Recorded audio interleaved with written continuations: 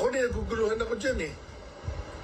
Pati yung ginagawa ni Boying Remulla, nakadabukan ang bibig niya eh, laban sa mga Duterte.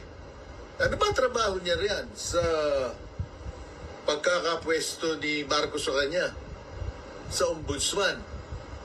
Bakbakan na lang ng bakbakan ang mga Duterte. May hindi niya kinakasuhan. Yang mga nasa mukha na niya na mga gumawa ng kabalbalan, nagharap ng billions and billions of pesos, inilagay sa lamesa, iniharap sa mga tao. Ano ang ginagawa ng ombudsman ngayon? Wala. Maghihintay pa raw ng 30 araw yata tila, Miss Cindy Gonzales. What the hell is that? Dapat yan.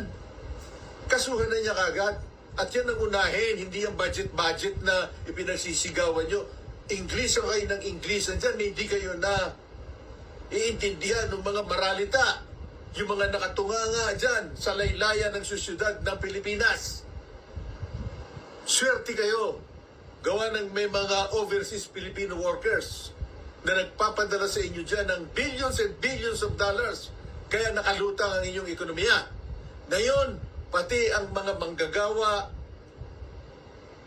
nag-aalala sapagkat galit na ang mga mayayaman na mga negosyante dyan sa Pilipinas. Nagsama-sama at sila'y magkakaroon ng meeting uli para pag-usapan at sabihin kay Marcos, gumawa ka na ng paraan para ito ay hindi kumalat.